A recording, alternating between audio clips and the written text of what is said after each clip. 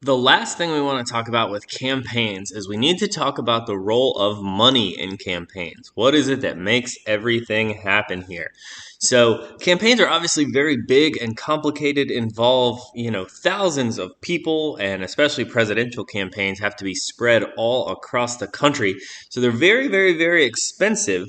And we need to take a look at where the campaigns get their money and what is the impact of money in elections. All right, today's objective, we are going to describe the role of money in elections. We want to make sure that we're able to explain how campaigns rely on donors. That is the really important relationship there.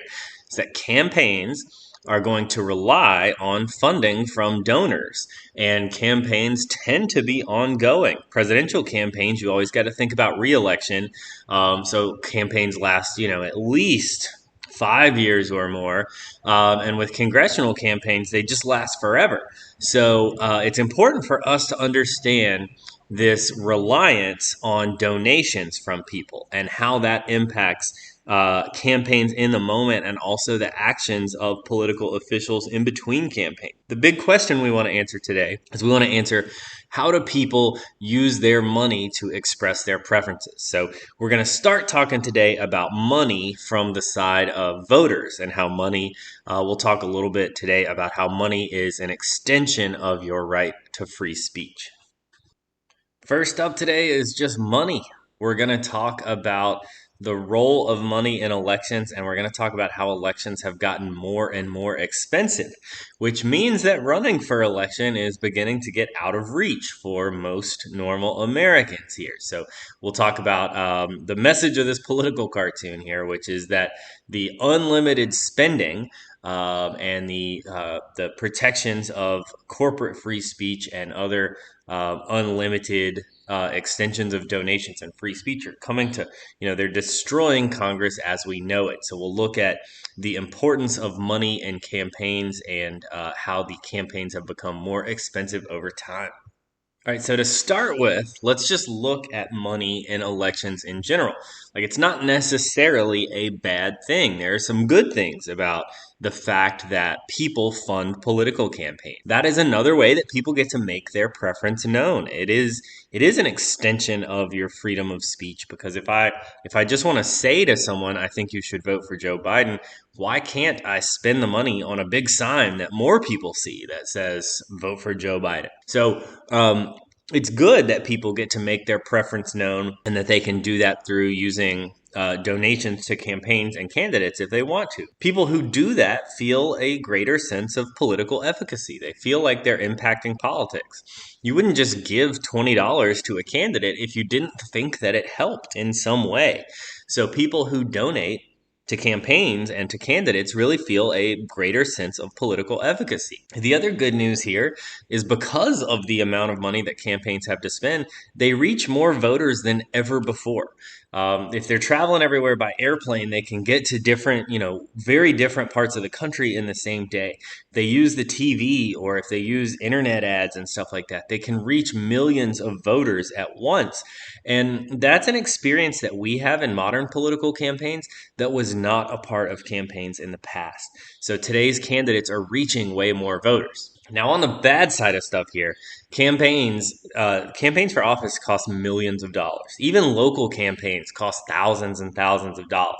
But like, if you want to run for a statewide office, something, if you wanted to run for Congress, even, that's going to cost millions and millions of dollars. All of our presidential campaigns lately have cost more than $1 billion. And so what that means is that we are probably not getting the best people for the job. It is way more important to have a successful campaign, to be connected or to be wealthy yourself, to be connected to wealthy people. So we might not end up with the best people with the best ideas for running the country or the most experienced people who will do the best job, but we're ending up with candidates who have the most access to the most money to spend. So why is it that campaigns are so expensive? Why are costs constantly going up for campaigns? Well, an important part of running for office is you have to have a successful and wide-reaching campaign. there are more voters now than ever. Even in a local election, there's more people that are involved, and you've got to find a way to reach them. If you're running for an office greater than like a local office, even a statewide office, you're going to have to pay to travel. You've got to advertise in different parts of the state or in the country. You've got to pay a staff to do all the different jobs we were talking about yesterday. Those are professional people. They don't work for free or work for, very low wages. They've got skills that are valuable, so you have to pay them in a competitive way. There's more people running for office, so that drives up the wages of those skilled campaign workers. You've got to pay for your events. Depending on how big your electorate is, there's going to be a lot of travel involved. So obviously the president has to travel the most. Like, he's campaigning in 50 different states. If you're campaigning for a statewide office, there is less travel, but there's still a lot, right? You've got to hit all the major cities. You've got to find your way into rural areas where there are going to be numbers of people that you can sway and stuff like that. So travel is really expensive, and another big part of why our campaigns are becoming more expensive. The biggest things that campaigns have to pay for, these are just basics. You need office space. You've got to get office space in the constituency of voters near the electorate. So if that's a local election, that's easy. You probably only need one office. But if you're running for if you're running for a statewide office, or if you're running for president, you've got to have office space for your staff to work all around the area that's voting, all around the state or all around the country. So if you're running for governor of Tennessee, you've definitely got to have an office in Memphis and one in Knoxville and Chattanooga and Nashville, and that's bare minimum. If you're running for president, you need offices all across the country. 2020 was obviously a weird year because you couldn't really campaign in a normal way. But in 2016, both Hillary Clinton and Donald Trump had campaign headquarters in Memphis. Like, not their like main headquarters, but like a headquarters here where staffs would like work on trying to reach the voters here. So you've got to have office space everywhere. That's a huge expense. You've got to pay for your staff. And the more people and the more skills that you want out of your staff, the more that's going to cost. Advertisements are so expensive and so important. That's why, direct mail is one of the cheaper ways to do things. It's pretty efficient. But you need to catch people where they're watching. So you got to find, TV space. You've got to find ads on the right websites. You've got to find ads on the radio and apps and all sorts of stuff that's going to reach voters. A successful campaign is going to have to do a lot of polling on their own. They've got to research the voters they're trying to win over to see what issues are important and to see where those voters are, where they can be reached. And just day-to-day operation. That stuff is expensive. In a normal classroom year, one of my favorite things to do, you can break down, like the FEC has data on everything a campaign spends, and we can break down how much money each campaign just spends on pizza. Like, that's a day-to-day expense, but you've got to make sure that there's some food for your staff to eat and stuff like that to keep them busy and keep them going. So we have a lot of huge expenses that make up the day-to-day business of any campaign.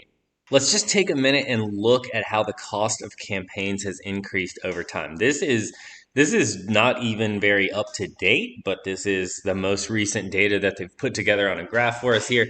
This is showing us the cost winning a seat in the House and a cost of winning the seat in the Senate. The House, keep in mind, 90% of incumbents win election in the House. And it's mostly just based on name recognition. It's very simple for them to win. But even that costs on average $1.5 million an election. That's every other year. The candidate has to come up with $1.5 million to spend for their campaign. And that's risen a lot since the 1980s and has probably risen a lot since 2012.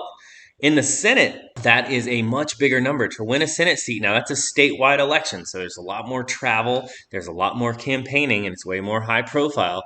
You've got tougher challengers as well. The Senate races cost $10 million on average. That means obviously the California one is way more expensive than that, and a Wyoming one's probably not that expensive, but on average, that's $10 million to win a Senate seat, and that is just back in 2012. So this is crazy expensive, and your average person, no matter how good their ideas are, probably does not have access to raise this kind of money. That was just the congressional elections. When we add in the presidential elections too, it gets way more expensive. The presidential elections cost almost as much as 468 different congressional elections that take place every couple of years. So here you see how this number has grown over time in both of these charts here. The one on the left shows us the congressional races and the presidential races together. The one on the right is just showing us how much was spent on the two presidential campaigns. So you see that number going up and up and up, and these are in the billions of dollars. So the campaigns cost almost $11 billion in 2020, which is an insane amount of money spent by just the two candidates in the presidential race. You may think that inflation plays a major role in the stats that we just saw, and inflation is a small part of it. But when we adjust for inflation, we see that modern campaigns are costing more and more than ever. Going back to the 1860 campaign, of course, a way different time. There is no radio, there is no TV. It's mostly like candidate traveling and stuff like that.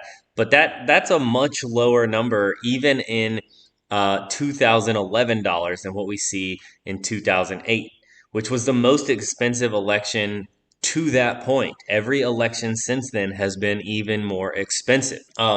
In years where there's no incumbent, like in years where the person is not running for reelection, you have like a new Democrat and a new Republican running. Those years tend to be more expensive. Like you see that in 1968, in 2008, in 2000. Those are where we see kind of some jumps in how much the prices of elections cost. But this is a crazy amount of money being spent by the candidates here, and there's really no slowing this down and no seeming way to stop it. So let's take a look at where the candidates get that money. So we've looked a little bit at how much the cost of elections has gone up. It's time for us to find out how the candidates come up with this type of money. And that will help us understand the connection between the political candidates and the voters they're getting their funds from.